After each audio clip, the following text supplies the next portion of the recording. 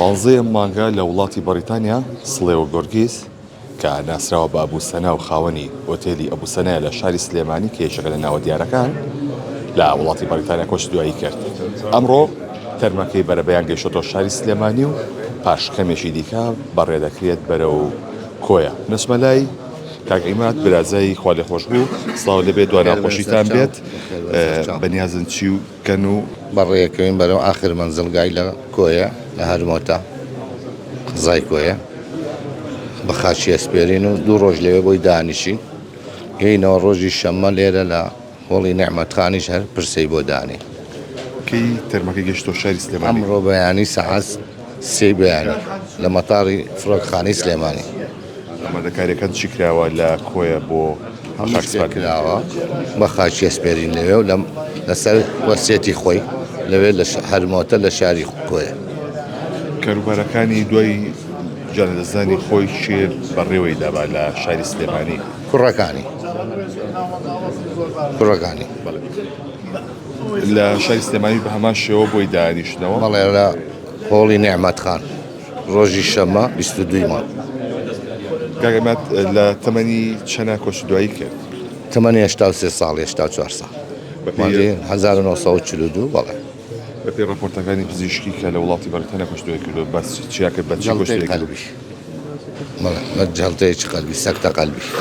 بەشداری هاوڵاتیان و خەڵکی شاری سلێمانی چۆن بووە؟ وڵای بە خۆ دەیبینی ئەوە لێرە و ئێمە ئەو ڕۆژێش جەنابم هەر قسەم لەگەڵ کردی ئێمە مەمنونی شاری سلێمانی هەموو کارە ئاسانیەکمان بۆ کرا و لە فڕۆگەخانەوە هەتاوەکو خەسەخانە هەتاوەکو دایرەی مرور سپاسیەر هەمویانەک.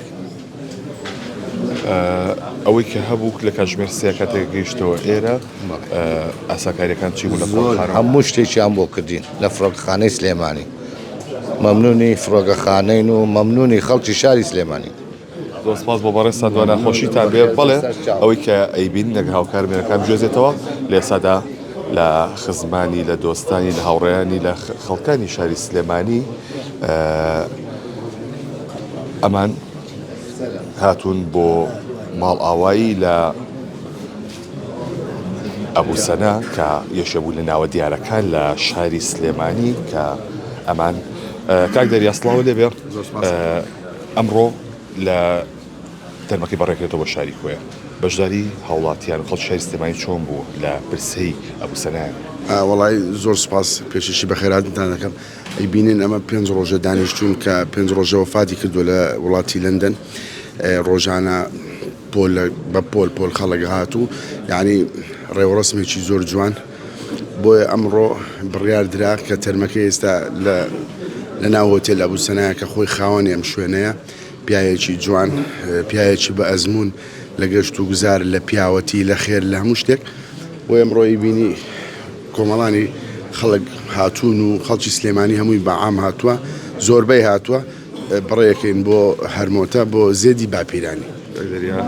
ئەبوسەنا خۆی کەساتێکی مەسیحی بوو، بەشداری موسڵمانەکان تا چەندێک بوو لە پرسەکەیان؟ ئاجا خۆشحاڵێکە لەوەدایە کە ئەم پیاوە مەسیحی بوو، بەڵام لە هەموو پرسەی موسڵمانان بەشدار بووە و پیاوێکیش بووە یعنی شاید زۆرە کە خێرکەرێکی باشیش بوو بۆ موسڵمانان و یعنی هیوادارم ئەم جۆرە پیاوانە خوای گەورە بە بەهشتێکی بەرینیان شاد بکاتن، لەبەرەوەی شایەنیەوەن کە زۆر لەوە زیاتر ئێمە وەسفی ئەبوسەنا بکەین، لەبەرەوەی ئەبوسەنا هەموو باوکمان بەوەک ماممان بووە و پیاوێک بووە جێگای تەقدیری خەڵکی شاری سلێمانی بووە، نەگەر سلێمانی یعنی هەموو دەڤەری سلێمانی بگرە بە دەرەوەی شاری سلێمانیش و لە ڕانێ و لە قەڵاتزێ و لە کۆیە و بۆ ئەو لاشەوە ئەم پیاوە هاوکاری زۆر خەڵکی کردووە. خوای گەورە بە باشتی بەرینی شادکە ئینشاءالله. خۆشتان بێ. بەڵێ ئەمە ساتی ماڵاواییکردنە لە تەرمی ئەبوسەنا لە شاری سلێمانیەوە بەرەو کۆیە کە لەسەر وەسێتی خۆی کە دەبرێتەوە بۆ هەرمۆتە و لەوێ بە خاک دەستپێدرێ و 2 ڕۆژ لە هەرمۆتە پرسەی بۆ دەجێڕن و پاشان لە ڕۆژی شەممە لە شاری سلێمانی پرسەی بۆ دادەنرێت لە هۆڵی نێعمەتخان. ئەمە ئەو زانیاریانن سەبارەت بە گەڕانەوەی تەرمی سڵێوە گۆرگیس کە ناسراوە بە ئەبوسەنا و یەکێک لە ناوە دیارەکان و خاوەنی ئۆتێلی ئەبوسەنا لە شاری سلێمانی.